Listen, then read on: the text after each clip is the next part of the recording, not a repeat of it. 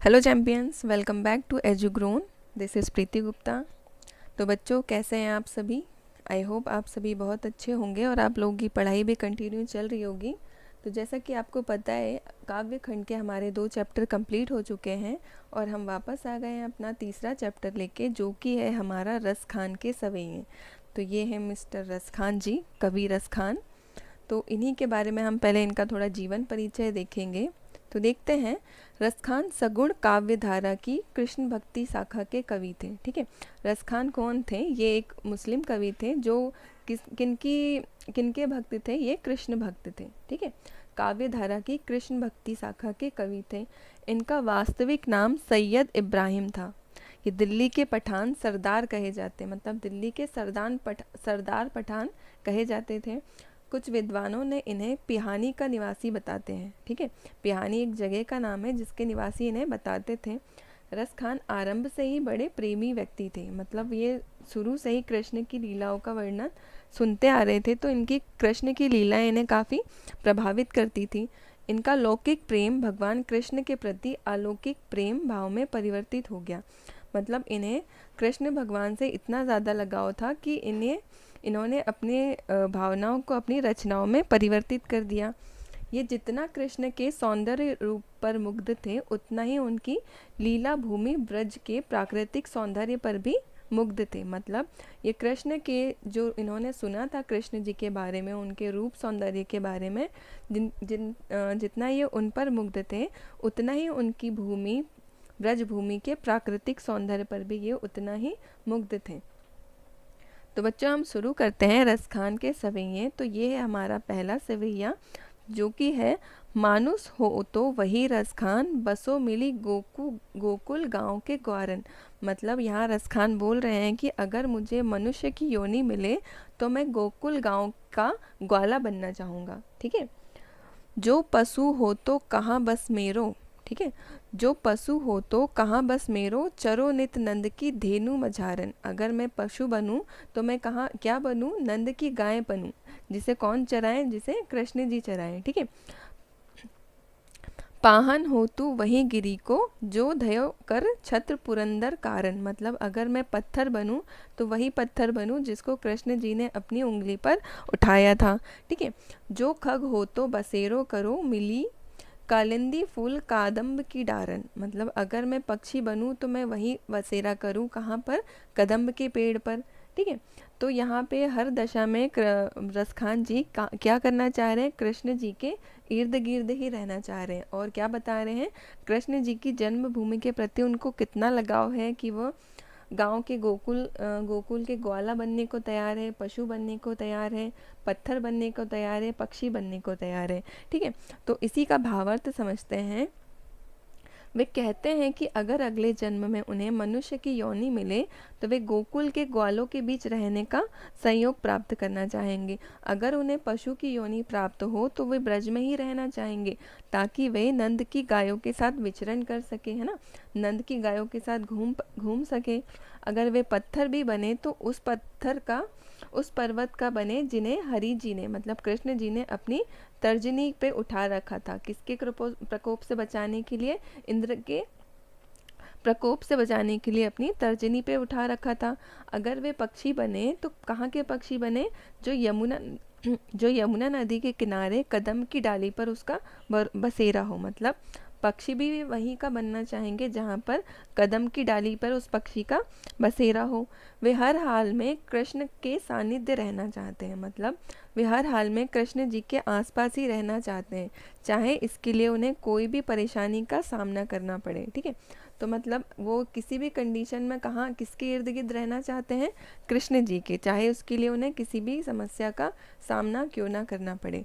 ठीक है, अगला सवैया है, या लकुटी अरु कमरिया पर राज तिहु को ताजी डारू। मतलब इस लकड़ी और कंबल पे मैं तीनों लोगों के राज को त्याग सकता हूँ। ठीक है, 8 सिद्धि नवोनिधि को सुख, नंद की धेनु चराए बिसारो। ठीक है, नंद की गाय चराने के लिए मैं 8 सिद्धि और 9 निधि के सुख का भी त्याग कर सकता हूँ। ठीक है, रसखान कबो इन आखिन सो, ब्रज के वन बाग तड़ाग निहारो, मतलब रसखान अपनी आँखों से ब्रज के बाग और वहाँ के तालाबों को क्या निहारना चाहते हैं। कोटिक हूँ कल धौत के धाम, कुरील के कुंजन ऊपर वारो, मतलब वो वहाँ के कांटेदार झाड़ियों के ऊपर करोड़ों रुपए के धाम निछावर करने को तैयार हैं। ठीक है, इन लाइनों में रसखान जी कह रहे हैं कि उन्हें अगर लाठी और कंबल के लिए तीनों लोगों के राज का त्याग करना पड़े तो वे उसे भी त्यागने के लिए तैयार हैं। वे इसके लिए 8 सिद्धि और 9 निधियों का भी सुख छोड़ने के लिए तैयार हैं। ठीक है, वे अपनी आँखों से ब्रज के वन, बागों और तालाबों को जीवन भर निहारना चाहते हैं, मतलब उन्हें उस भूमि से इतना लगाव है कि वे उन चीज़ों को निहारने के लिए बड़े बड़े सुख छोड़ने के लिए तैयार हैं। ठीक है, वे ब्रज की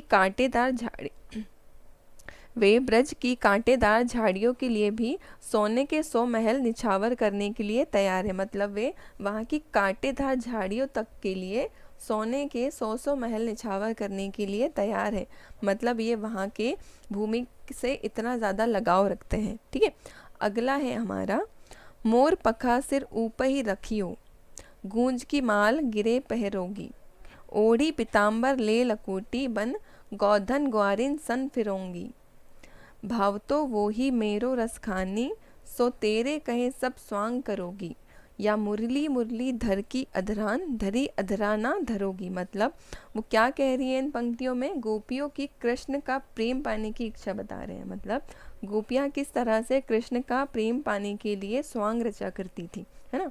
तो वो बोलते हैं इच्छा और कोशिशों का वर्णन इन पंक्तियों में किया गया है। कृष्ण गोपियों को इतने रास आते थे कि वे उनके सारे स्वांग करने को तैयार हैं, है ना, मतलब गोपियाँ कृष्ण के लिए सारे स्वांग करने के लिए तैयार हैं। गोपियाँ कहती हैं कि वे सिर के ऊपर मोर पंख भी रखेंगी, गूंजों की माला पहनेगी, मतलब फूलों की माला भी पहनेंगी, पीताम्बर वस्त्र धारण करेंगी, मतलब पीले वस्त्र को भी धारण करेंगी, और वन में गायों और ग्वालों के साथ भ्रमण भी करेंगी। ठीक है, वन में गायों और ग्वालों के साथ वन में भ्रमण करेंगे, किंतु वे मुरलीधर के होठों से लगी बांसुरी को अपने होठों से नहीं लगाएंगी। क्यों नहीं लगाएंगी? क्योंकि वे इन्हें अपनी सबसे बड़ी सौतन समझती हैं। क्योंकि कृष्ण जी कभी भी अपनी बांसुरी को अपने से अलग नहीं करते थे। इसीलिए गोपियाँ सारे स्वांग करने के लिए तैयार हैं, पर वे कहती हैं कि वे मुरलीधर की होठों से लगी बांसुरी को अपने पास कभी नहीं रखेंगी। ठीक है, इसी के साथ हमारा अगला सवैया है, काननी ने दे अंगूरी रहीरो, जब ही मुरली धुनि मंद बजे हैं, मोहिनी तानन सो अटा चढ़ी, गौधुन गहे पे गए हैं, टेरी कहो सिंगरे ब्रज लोगनी, काल्ही कोई कितनो समझे हैं, मायरी व मुख की मुस्कान संभारी न जेहे न जेहे। ठीक है, मतलब इन पंक्तियों में कवि क्या कह रहे हैं, गोपियों को कृष्ण को रिझाने की कोशिश कर रही हैं, मतलब गोपियाँ क्या कर रही हैं, इनमें कृष्ण को रिझाने की कोशिश कर रही हैं। वे कहती हैं कि जब कृष्ण की मुरली की मधुर धुन बजेगी तो हो सकता है कि धुन में मग्न होकर गायें भी अटारी के ऊपर चढ़कर गाने लगे। ठीक है, कहती हैं कि जब कृष्ण की बांसुरी बजेगी तो हो सकता है कि उस धुन में मंत्र मुग्ध होकर गोकुल की गायें भी अटारी के ऊपर चढ़ के क्या करने लगेगी, गाने गाने लगेगी। परंतु गोपियाँ क्या करेगी, अपने कानों में उंगलियां डाल लेगी। अपने कानों में उंगलियां क्यों डाल लेंगी? क्योंकि वे बांसुरी की धुन को सुनना नहीं चाहती है, ताकि उन्हें वे मधुर संगीत सुनाई ना पड़े। मतलब वे उस मधुर संगीत को सुनना नहीं चाहती हैं। क्यों नहीं सुनना चाहती हैं? क्योंकि अगर वे उस मधुर संगीत को सुनेंगी तो फिर से वे मंत्रमुग्ध हो जाएंगी और क्या करने लगेंगी, फिर से कृष्ण की ओर रिझाने लगेंगी। ठीक है, लेकिन गोपियों को यह भी डर है, जिससे ब्रजवासी भी कह रहे हैं कि जब कृष्ण की मुरली बजेगी तो उसकी धुन सुनकर गोपियों की मुस्कान संभाले नहीं संभलेगी। मतलब ये सभी जानते हैं, ब्रजवासी भी कह रहे हैं कि अगर कृष्ण ने बांसुरी बजाना शुरू किया तो ऐसा हो ही नहीं सकता कि गोपियाँ उसकी मुस्कुराए ना, है ना, क्योंकि कृष्ण की बांसुरी इतनी मधुर होती है कि हर कोई मंत्रमुग्ध हो जाता है ना, और उस मुस्कान से पता चल जाएगा कि वे कृष्ण के प्रेम में कितनी डूबी हुई हैं, है ना। अगर वे कृष्ण बांसुरी बजाएंगे और गोपियाँ मुस्कुराएंगी, है ना, तो इससे क्या पता चलेगा कि कृष्ण के प्रेम में गोपियाँ कितनी डूबी हुई हैं। तो बच्चों, इसी के साथ हमारा रसखान की सवैया का सेशन यहीं पे ख़त्म होता है। उम्मीद है आपको ये सारा सेशन अच्छे से समझ आया होगा। और बच्चों, अगर आपको कोर्स के रिगार्डिंग या अपने सब्जेक्ट के रिगार्डिंग जो भी डाउट है, तो आप हमारी वेबसाइट www.edugrown.in पर जाकर विज़िट कर सकते हैं। यहाँ पे आपको हर सब्जेक्ट के सारे videos PDF available free of cost मिल जाएंगे। तो बच्चों, मिलते हैं अगले सेशन में इसी प्लेटफॉर्म पे। जब तक के लिए थैंक यू।